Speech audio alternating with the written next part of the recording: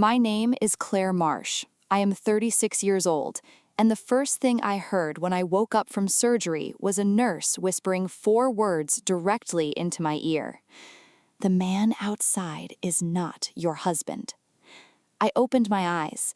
The nurse was leaning close. Her face was careful, the specific carefulness of someone who has decided to say something and has chosen this exact moment to say it.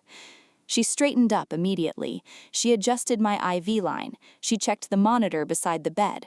She did all of this with the practiced efficiency of someone who had not just said anything at all.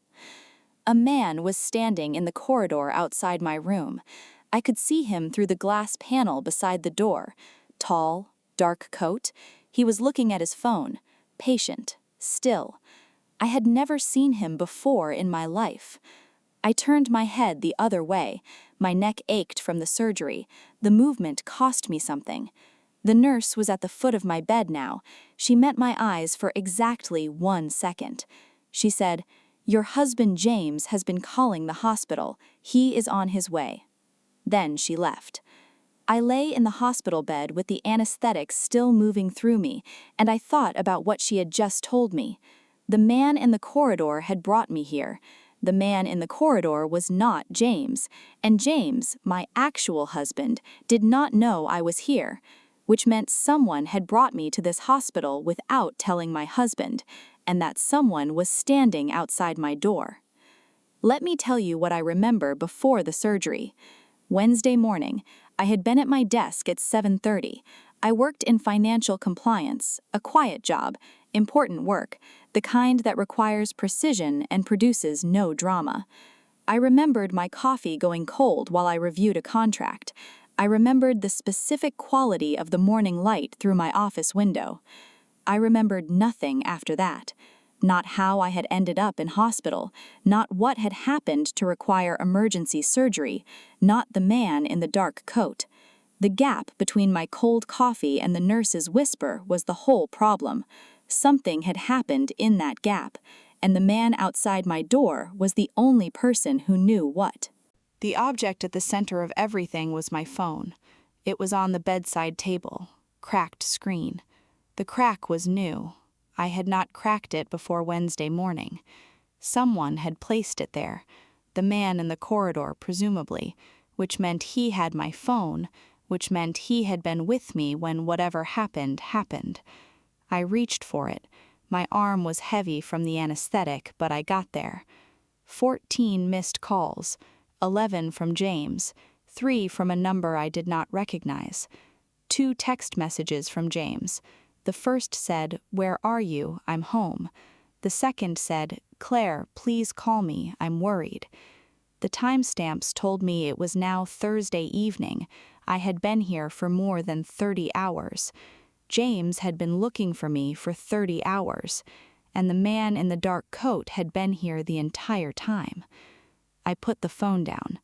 I looked at the glass panel. He was still there, still patient, still looking at his phone. I pressed the call button. The nurse came within 2 minutes. Her name was Patricia. I had seen it on her badge the first time she leaned close. She came in and closed the door behind her and stood between me and the glass panel so that the man in the corridor could not easily see her face. She was perhaps 55, silver hair, the specific composure of someone who has been doing difficult things for a long time and has learned to do them without announcement. She said quietly, "How are you feeling?" I said, "Tell me what you know." She looked at me for a moment, assessing. Then she said, "You were brought in Wednesday afternoon, emergency surgery for internal bleeding. The man outside told the admissions desk he was your husband. He gave your name. He had your phone and your bag. He signed the consent forms." She paused. She said, "He knew your name. He knew your blood type. He had your identification." I said, "But..." She said, "But when I was preparing you for surgery, I noticed your wedding ring. I noticed the emergency contact in your phone. The name was James Marsh, the same surname as yours. I called the number. She said, "The man who answered had no idea you were here. He had been trying to reach you since Wednesday morning. He was frantic." She said, "The man outside told me James was your ex-husband, that the two of you were estranged, that he was your current partner, and your emergency contact had not been updated." She said, "I did not know who to believe, so I called the hospital's patient liaison and I waited. And when you woke up, I decided to tell you before he came in." I looked at the glass panel. The man in the dark coat, who had my bag, my phone, my identification, who knew my name and my blood type, who had signed consent forms as my husband, who had been here for 30 hours while James searched. I said, "Patricia, do not let him in this room." She said, "I was hoping you would say that." I called James. My hands were not entirely steady. The anesthetic, the specific weight of what I was understanding. He answered before the first ring finished.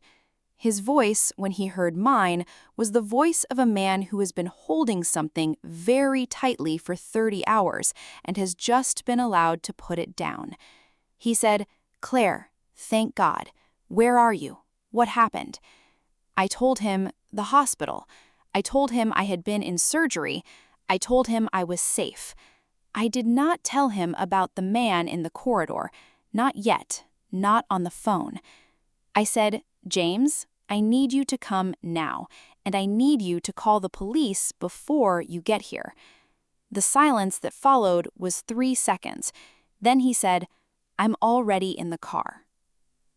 I want to pause here, because lying in a hospital bed, understanding that a man I did not recognize had been posing as my husband for 30 hours while my actual husband searched for me, is the moment this story became something I had not anticipated when I sat down at my desk on Wednesday morning. If you have ever woken up to a situation that someone else had constructed around you without your knowledge, drop a comment below. And subscribe right now, because what the police found when they spoke to the man in the dark coat and what he was actually doing outside my door is the part that changes everything. 2 police officers arrived before James. Patricia had called them when I pressed the call button the second time, before I called James. I want to be precise about the sequence, because the sequence mattered. I pressed the call button, Patricia came in, I told her what I needed, she called the police, then I called James. The police arrived first because the station was closer than James. The man in the dark coat saw them coming down the corridor. He did not run. That was the detail I had not expected. He stood up from the chair where he had been sitting, and he straightened his coat, and he waited for them. The composure of someone who had prepared for this moment. Patricia stayed in my room. She stood by the window and watched through the glass panel while the officers spoke to the man in the corridor. Patricia narrated quietly from the window. He had shown them a document. They were reading it. One of them was on the radio. Then she went quiet. Then she turned from the window and said, "Claire, they're coming in." The officer who came in was in her 40s, measured. She sat in the chair beside my bed and asked me to tell her everything I remembered. I told her, the Wednesday morning, my desk, the cold coffee, the gap, waking up, the nurse's whisper, the phone, the 14 missed calls. She listened without writing anything down, which I noticed.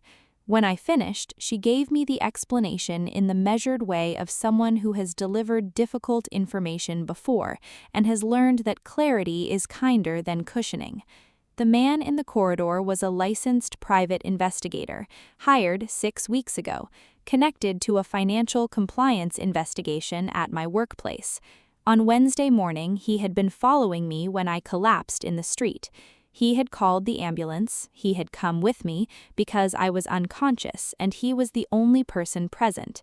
He had signed the consent forms because the surgery was urgent and there was no next of kin reachable. He had been outside my room because his instructions required him to maintain proximity until I was conscious. I asked her the question that had been sitting with me since Patricia described the lie. Why had he told the nurse that James was my ex-husband? He was a licensed professional. He could have shown his credentials immediately. She said he was operating under a specific condition from the investigating body. He was not to disclose the existence of the surveillance to anyone connected to you until the investigation was complete. That included you. That included your husband. Identifying himself as a PI monitoring you would have disclosed both the investigation and the fact that you were a witness. She said he made a judgment call. A false personal story was less damaging to the investigation than the truth. It was the wrong call. The 30 hours your husband searched was an unacceptable consequence, but it was not a random lie. It had a logic behind it. I sat with that. A man who could not tell the truth told the least harmful version of a lie he could construct in the available seconds. I did not agree with the decision, but I understood the architecture of it. I said, "He let my husband search for 30 hours. She said, "Yes, that is one of the decisions we will be looking at." James arrived 20 minutes after the officers. He came through the door fast and then stopped when he saw me, and the specific quality of his stopping told me everything about what 30 hours had cost him. He crossed the room, he sat on the edge of the bed, he took my hand. He did not say anything immediately. Neither did I. We sat like that for a moment. The hospital around us, the corridor outside where the private investigator was still being spoken to by the second officer. Then I told him everything. From the officer's explanation, backward to Patricia's whisper, to the cracked phone on the bedside table. He listened the way he always listened, completely, without interrupting. When he finished, he was quiet for a moment. He asked about the investigation, whether I knew what it concerned. I told him I had no idea. He said, "Then that is what we find out next." He said it in the specific voice of a man who has just spent 30 hours not knowing where his wife was, and who has now located her and is ready to move to the next problem. I had married the right person. The investigation at my workplace. I had spent 6 years in financial compliance. My job was to find irregularities, to flag them, to escalate them through proper channels. 6 weeks before Wednesday morning, I had escalated something. A pattern I had identified in a series of transactions, not dramatic, precise, the specific kind of irregularity that only someone who reads financial data the way I read financial data would notice. I had filed my report through proper channels. I had received an acknowledgement. I had assumed it was being handled. It had been handled, just not the way I had assumed. The investigation the private investigator was connected to was not an investigation of me. It was an investigation of the transactions I had flagged, and of the person responsible for them. That person was my direct supervisor, a woman named Rachel Cole, who had been with the company for 11 years, and who had built a careful structure of small transactions over 4 of those years that had been invisible until I had noticed them 6 weeks ago. The private investigator had been hired not by my employer, but by the investigating body, to monitor me, not because I was a suspect, because I was a witness. And witnesses in financial fraud investigations sometimes find that the people they have reported against are aware of the report before the investigation is complete. Someone had decided I needed watching. They had not told me. Rachel Cole was arrested 3 weeks after I was discharged from hospital.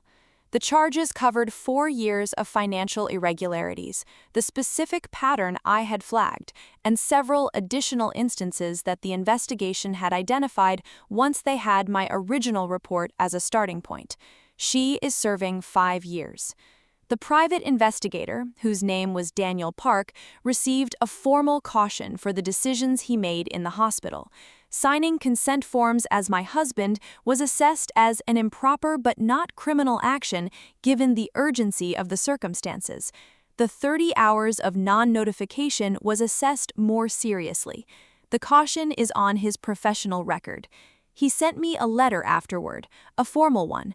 He said he had made the best decisions he could in an impossible situation. He said he was sorry for the distress caused to me and to my husband. He said he hoped I understood. I understood more than I agreed with, but I understood. Patricia. I went back to the hospital 6 weeks after discharge, not for a follow-up appointment, to find her. She was on the ward. Same composure, same silver hair. She saw me coming and said I looked much better. I told her I had come to thank her. She said I had done what anyone would do. I told her she had done what she had decided to do, and that those were different things. She looked at me for a moment.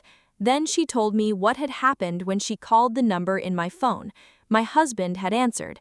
She had been a nurse for 27 years, and she knew what she was hearing in his voice. She said that was a man who loved his wife. Whatever the man outside was saying, that was a man who loved his wife. She said the rest was just deciding what to do with that information. I said, you decided correctly. She said, I usually do. She said it without vanity, just as a fact about 27 years of careful decisions. I shook her hand. I went home to James. The cracked phone is in my desk drawer now. I bought a new one the week after discharge. The cracked one I kept, not as a reminder of something frightening, as a reminder of something specific. A nurse who noticed a wedding ring, who called the number, who heard something in a voice, who leaned close and whispered 4 words into the ear of a woman coming out of surgery. The man outside is not your husband. 4 words. Everything changed because of 4 words and a woman who decided what to do with what she heard in a phone call. I think about that sometimes, about how much turns on small decisions, about how many things in a life are shaped by someone who notices something and decides to act on it rather than let it pass. Patricia noticed. Patricia acted. That is the whole story. Here is what a hospital bed and a cracked phone taught me. The people who protect you are not always the people who were assigned to. Sometimes they are the person who was just doing their job and noticed something that was not in their job description and decided that noticing was not enough. Patricia was not assigned to wonder about my wedding ring. She noticed it anyway. She was not assigned to call the number in my phone. She called it anyway. She was not assigned to whisper 4 words to a woman coming out of anesthetic. She decided that was what the situation required. And she was right. Pay attention to the people who do the thing that was not in their job description. They are the ones who matter when it counts. Drop a comment and tell me your story. I read every single one. And subscribe. I am here every week with a new story. The person who protects you is not always the one assigned to. Sometimes it is the one who noticed and decided that noticing was not enough.